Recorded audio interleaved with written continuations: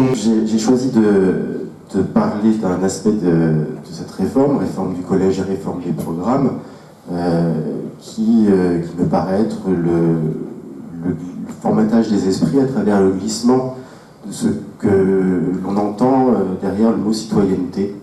Et c'est particulièrement sensible dans la réforme des programmes de lettres, français et langues anciennes. Dès après l'attentat de janvier 2015, on a entendu le gouvernement, et tout particulièrement la ministre de l'Éducation nationale, dire quelle était l'importance de l'école pour lutter contre les fanatismes, mettre l'accent sur l'enseignement de la langue française, sur l'éveil de l'esprit critique, sur la formation du citoyen, sur la laïcité. Mais comme il est quand même beaucoup moins facile de remettre en cause ce qui a été fait et qui a échoué, il préfère fuir en avant, et c'était une manière pour elle de mettre en lumière les qualités prétendues de la réforme qu'elle a annoncée quelques semaines plus tard, et dont l'un des aspects qui ont le plus suscité la colère était la suppression tout d'abord, puis la marginalisation de l'enseignement du latin et du grec, que j'ai eu le mauvais goût, qui m'a valu d'être semoncé, de comparer à la destruction de Palmyre ou à d'autres endroits, des tombeaux à Tombouctou, des tombeaux des saints d'Islam à Tombouctou, etc. Alors, premièrement, effectivement, l'enseignement des lettres est au cœur de l'éducation, plutôt de l'instruction de la personne et du citoyen. Je vais d'abord rappeler comment nous l'entendons et comment cela a été entendu traditionnellement dans l'école républicaine. L'enseignement, le cours de français est essentiel parce que c'est là d'abord qu'on apprend la langue et qu'on ne peut pas penser sans la langue. On n'a pas de concept sans vocabulaire, on n'a pas de raisonnement sans syntaxe. Et on n'a pas de citoyen sans pensée, sans réflexion, sans raisonnement. Déjà, peut-être que je m'écarte de la conception ministérielle de la citoyenneté, puisque je pense et nous pensons à la Pélettre que la citoyenneté c'est directement lié à la raison. Et ce sont des vieilleries du siècle des Lumières sans doute. Deuxièmement, on ne pense pas sans idée, on ne pense pas sans contenu, je veux dire. Et les contenus, c'est notamment la littérature, la fréquentation des grands auteurs qui les donnent. Alors on peut faire croire à un élève de 5e qui peut débattre avec ses camarades sur des problèmes de société, mais on ne pense pas à vide, et finalement, quand on n'est pas éclairé, un citoyen doit être éclairé, quand on n'est pas éclairé par le savoir et par la fréquentation des grands auteurs, on ne fait que relayer des idées toutes faites, des préjugés, des idées conçues. On pense au niveau zéro. Et puis la littérature, c'est le patrimoine. C'est donc l'intégration dans un ensemble politique qui est la nation. Mais précisément le patrimoine littéraire, c'est-à-dire un patrimoine dans ce qu'il a d'universel, dans ce qui est universellement humain. Voilà donc pourquoi effectivement l'enseignement de la littérature, de la langue et de la littérature française, des langues et des littératures anciennes devrait être au cœur de la formation du citoyen. Alors qu'en est-il dans la réforme du collège? Premièrement, premier point, les langues et cultures de l'Antiquité, pour reprendre la terminologie nouvelle. Il en a été question, je suppose, largement ce matin, mais comme il n'est jamais mauvais de répéter les choses, rappelons-le, elles sont sacrifiées dans cette réforme, et si la situation n'est pas désespérée à cette rentrée, tout est prévu pour qu'elle le soit progressivement. Une diminution des horaires effarante et qui n'a pas eu d'équivalent depuis les années 70. On passe de 2 heures à 1 heure en latin en 5e, de 3 heures à 2 heures en latin et en grec, enfin en latin en 4e et en 3e, en grec en 3e. Avec des horaires qui sont tributaires de la bonne volonté des conseils pédagogiques, puisque le ministère, que nous avons été reçus plusieurs fois au ministère en étant toujours face à un mur qui répète en boucle les mêmes phrases, de manière parfois surréaliste, on nous a toujours refusé le fléchage des horaires. savez que il n'y a pas encore de chiffres tout à fait officiels, mais on peut penser qu'il y a à peu près 20% des établissements qui enseignent le grec qui l'ont abandonné à la rentrée 2016. Après, les situations peuvent varier selon les établissements, et selon justement les collègues, selon les chefs d'établissement, mais c'est bien ça qui est tragique, c'est que c'est ce morcellement de l'indivisibilité de la République à travers l'unité de son école. Et l'inégalité d'enseignement dans les contenus et dans ce qui est proposé. Il y a aussi autre chose qu'on ne sait pas ou qu'on n'a pas relevé, c'est l'évolution que le ministère semble vouloir imprimer à l'enseignement, au contenu d'enseignement, en tout cas à la perspective dans laquelle on va enseigner les langues et cultures de l'Antiquité. Un magistère va être mis en place prochainement par le ministère pour assurer la formation continue des collègues de lettres classiques. Ce magistère a été confié à Florence Dupont. Excusez-moi, oui. En fait, il n'existe plus parce que toute l'association de Florence Dupont, ATE, dont je fais partie, a décidé par solidarité avec les collègues de absolument ne pas donner de magistère. De ne pas donner de magistère, je tenais à le dire à tout le monde, de ne pas donner de magistère de formation aux IPR, aux collègues, pour l'interdisciplinarité des langues, et c'est vrai que cela n'apparaît pas dans le texte de la consultation. Je m'en réjouis. Voilà. Et est-ce que je peux vous demander quand cette décision a été prise ? Comment ? Elle a été prise en mai-juin par une AG, en AG interne entre nous. Nous avons débattu à peu près, disons, le 18 mai. Mais justement, la consultation, le projet de consultation que tous les réseaux ont diffusé et les langues anciennes n'évoque pas et mettent partout que le magistère est donné. Et j'ai de nouveau, on va se retrouver le 27 septembre. Et il a bien été reprécisé, nous ne donnerons aucun membre, ne donnera aucun membre de l'ATE, aucun des professeurs et tout, d'anima, d'association, sous Florence Dupont, ne donnera cours par solidarité. Et ça a été voté en CA. Alors vous voyez, c'est quand même aussi très significatif des méthodes du ministère, parce que le 8 juillet, Agathe Cagé, au ministère, qui est l'une des principales conseillères de la ministre, nous a annoncé ce magistère.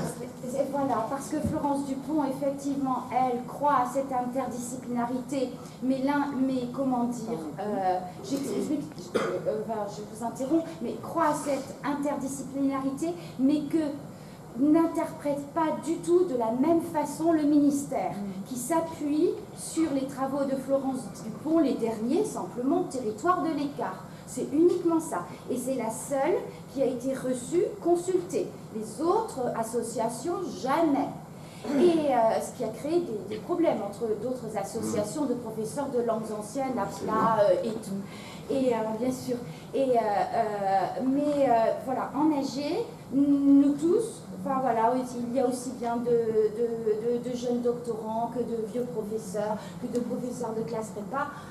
Nous avons voté et aucun. Alors, cela dit, c'est intéressant parce que précisément, si le ministère a voulu récupérer ça et mettre en avant le nom de Florence Dupont, c'est évidemment d'une part pour se donner un alibi et d'autre part aussi pour des raisons idéologiques. Je ne parle pas des pensées de Florence Dupont, mais de la manière dont le ministère veut les utiliser ou les récupérer, c'est-à-dire faire de l'enseignement des langues anciennes un enseignement à l'altérité, un éloge de l'altérité, de la différence, une vision de l'Antiquité comme étant une éducation au différentialisme, en fait. Alors, justement, on va y revenir plus précisément avec la suite. Maintenant, les nouveaux programmes de français qui sont aussi tout à fait révélateurs de cette évolution. L'organisation du programme, déjà, si vous la comparez au programme précédent, elle est tout à fait éloquente. On avait des programmes, et l'association de professeurs de lettres avait beaucoup contribué à l'élaboration de ces programmes, notamment en demandant la suppression de la séquence, qui était dans un premier moment encore inscrite dans le programme et qui était remplacée par la notion de période. Et surtout pour la structuration du programme, vocabulaire, orthographe, grammaire, littérature, expression, histoire de l'art, puisque le président d'alors y tenait. il s'agissait d'encourager un enseignement spécifique de la langue et à rompre avec cette manière de tout mélanger dans une heure, enfin on va pas revenir là-dessus. Les nouveaux programmes, vous n'avez plus ces entrées-là. Vous avez des entrées qui sont, alors d'abord pour la langue, les notions sont mélangées et obscures. Cela dit, ça permet aux professeurs de continuer à enseigner comme avant, pour ceux qui ont le bon goût de le faire. Comme avant, je veux dire, ça dépend à quel avant on renvoie, mais enfin bon, vous savez ce que je veux dire par là. Pour la littérature, c'est quand même absolument remarquable. Si vous avez jeté un œil sur les programmes, vous n'avez plus d'entrée historique ou proprement littéraire. Pas de nom d'auteur, pas de mouvement littéraire, pas même de références historiques, de siècles. Vous avez des slogans. Regarder le monde, inventer des mondes, agir sur le monde, se chercher, se construire, vivre en société, participer à la société. Et à l'intérieur de ce que moi j'appelle des slogans, vous avez des sous-slogans. Alors, d'une part, il s'agit de pouvoir convoquer n'importe quel texte et mettre sur le même plan, c'est d'ailleurs le cas, c'est ce qu'on devine dans ce qui est proposé, un manga et une tragédie de Racine. Donc, d'effacer toute référence, toute hiérarchie esthétique et patrimoniale. Il s'agit aussi d'instrumentaliser les textes. Et c'est ça qui est extrêmement important.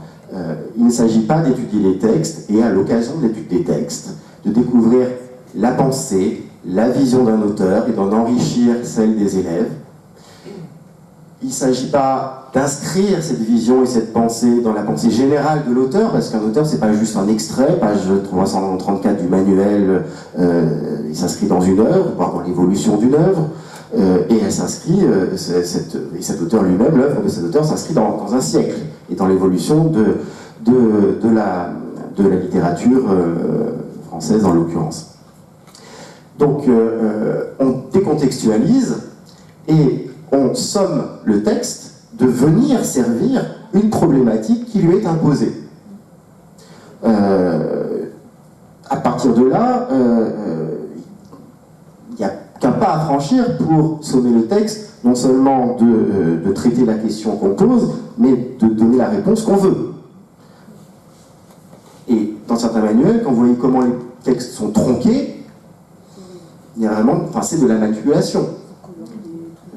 Alors oui, en plus il y a tout le questionnement qui peut être tendancieux, il y a les textes avec lesquels ils sont associés, et puis tout simplement la manière dont l'extrait est choisi. On peut supprimer une phrase et puis le texte veut dire autre chose, ou en tout cas servir ce qu'on veut dire, c'est-à-dire la doxa officielle. Donc voilà un premier danger, et puis de toute manière aussi l'absence de hiérarchie participe à cette destruction de l'autorité au sens de auctoritas, l'autorité d'un grand texte, pas parce qu'on a décrété qu'il était grand, mais parce qu'il est riche et qu'il dépasse son époque et qu'il a nourri d'autres penseurs après lui. Et puis troisièmement, il y a évidemment les EPI. Alors je me suis amusé dans un texte à comparer ces EPI avec, certains le savent peut-être, EPI, je vais dire à l'origine, mais c'est un projet artistique du Velvet Underground et d'Andy Warhol Exploding, si mémoire plastique Inevitable. Alors je ne vais pas revenir là-dessus, vous trouverez ça si vous le voulez sur le site de l'APL. Là c'est beaucoup plus lisse. Mais aussi beaucoup plus dangereux. Je vais prendre juste deux intitulés d'EPI, puisqu'on en a 8. Corps, santé, bien-être et sécurité. Alors là, on voit très bien le but. Il ne s'agit pas d'apprendre à penser, il s'agit d'apprendre quoi penser. Il ne s'agit pas en tout cas, ça peut être la dérive, mais à mon avis, c'est quand même ce qu'il y a derrière. C'est peut-être une sorte de mariage entre Marisol Touraine et Najat Vallaud-Belkacem. Donc, il ne faut pas fumer, manger équilibré, faire du sport, enfin, pas faire du sport, bouger, puisque c'est comme ça qu'on dit aujourd'hui, etc. Traverser au feu rouge. Alors, je ne dis pas qu'il ne faut pas manger équilibré, qu'il faut fumer, qu'il faut... Mais enfin, c'est à la personne de décider. C'est pas à l'école de conditionner les futurs adultes. Il s'agit de leur donner les connaissances nécessaires pour décider eux-mêmes du type de vie qu'ils mèneront. Pareil d'ailleurs pour un autre pays, transition économique et développement durable. Donc, bien trier ses déchets, etc., etc. Là encore, je ne suis pas en train de défendre la pollution ou quoi que ce soit, mais là encore, il ne s'agit pas de formater des gens pour se comporter d'une certaine manière. Un citoyen, c'est quelqu'un qui doit décider par soi-même. Un petit exemple qui est sur le site du ministère. Un exemple de pays, littérature, français, EPS. Fais bouger ta littérature. Déjà, vous voyez, parce que c'est quand même ça qu'il y a derrière tout ce qu'on est en train d'évoquer, c'est le mépris de l'élève, qui n'est pas capable de s'élever à une pensée, à la pensée, tout simplement, et qu'on va faire bouger lui aussi, plutôt que de lui permettre de se construire. Alors, il s'agit, je cite là, ça se passe de commentaires d'ailleurs, de construire un roman photo, déjà qui est un genre littéraire tout à fait illustre, à partir d'une chorégraphie collective, inspirée de la réception que les élèves ont des textes lus en classe. Alors déjà, vous voyez, vous avez le collectif gentil, c'est-à-dire on va faire construire quelque chose ensemble, mais à partir d'une réception personnelle. Il ne s'agit pas pour l'élève de l'amener à une compréhension approfondie et le plus objective possible des textes. Il s'agit du ressenti pour les aider à construire leur interprétation. Toujours, vous voyez, ce solipsisme, ce refus d'aller vers l'universel, d'aller vers la vérité. Et justement, vous voyez les objectifs, expression de la sensibilité, des opinions, respect des autres, prise en compte des différences, coopération.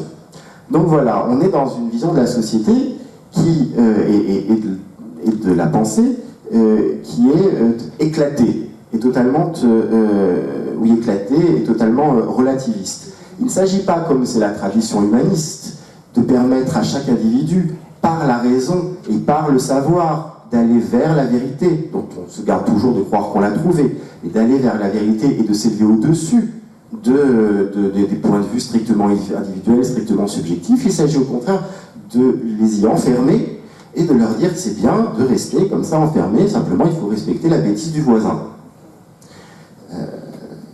C'est la tolérance au sens où il y a des maisons pour cela. Et puis simplement on va coopérer et on va danser ensemble, plutôt que de construire un projet politique pour le bien commun. C'est loin de la res publica. On comprend pourquoi il ne faut plus étudier le latin. Un autre exemple, mais je ne le commenterai pas, reportage à chaud, parce que sinon ce serait une réflexion trop poussée, reportage à chaud sur un épisode de la période 1789-1848. Comment faire l'inverse de ce que l'école est censée faire? Alors, au lieu d'avoir le point de vue de l'historien avec la distance, il s'agit au contraire d'aller chercher un événement lointain dans le passé pour le regarder comme si on n'avait pas de recul. C'est exemplaire de la déconstruction de l'école. Alors, les EPI seront évalués au brevet, enfin l'un des EPI choisis, à travers une épreuve orale, dans laquelle on va juger notamment de l'implication de l'élève. On va le noter sur son implication, pas sur la qualité, peut-être aussi, mais enfin, à côté de la qualité de sa compréhension, de sa réflexion, sur l'implication. Vous voyez là encore les bons sentiments. C'est pas bon, ça n'a aucun intérêt, mais il y a de la bonne volonté. Ça aussi, c'est du mépris. Et ça aussi, ça va à l'encontre d'une véritable élévation, puisqu'il s'agit d'élèves, institution, mettre debout l'intelligence de l'élève. Alors tout ça, c'est pas la réforme du collège qui l'a inventé. Et la réforme du collège, vous le savez bien, elle est l'application directe, c'est pourquoi d'ailleurs elle n'est pas passée par une loi, mais par un décret de la loi Peillon. et avant la loi Payon, aussi de la loi Fillon et du socle commun. Je laisserai ma collègue parler sans sujet, mais ça permettra de faire une transition des compétences et du socle commun, mais c'est bien là que se trouve, à travers la notion de compétence, le choix non pas d'instruire, de nourrir l'esprit, mais de l'éduquer, de le rééduquer, de le formater et d'apprendre des comportements. Le citoyen non pas comme quelqu'un qui pense par lui-même, mais le citoyen qui agit comme on estime qu'il doit, qui se comporte comme on estime qu'il doit se comporter. Et pour conclure, en faisant le lien avec mon point de départ, c'est-à-dire ces attentats récupérés par le discours ministériel, on ne combat pas le dogmatisme par un autre dogmatisme. On combat le dogmatisme précisément en développant le raisonnement et en donnant des connaissances et en donnant une culture qui permet d'avoir du recul, de relativiser, de penser par soi-même, qui apprend aussi à douter, de doute salutaire précisément. Là, c'est précisément tout l'inverse qu'on se prépare, plutôt qu'une dissolution du fanatisme, parce que quand on est dogmatique et que l'on a devant soi un autre dogme, on ne va pas précisément le combattre par la raison, on est en quelque sorte enquisté dans son propre dogmatisme. Donc le combat contre la réforme du collège, ça n'est absolument pas, comme on veut le faire croire, un combat corporatiste ou un combat... les arguments qui nous sont opposés paraissent parfois dater des années 50 ou 60, notamment pour attaquer l'allemand ou pour attaquer les langues anciennes, ou c'est pas non plus évidemment un combat de classe, c'est véritablement un combat pour la République, pour la vraie citoyenneté et pour la liberté de penser.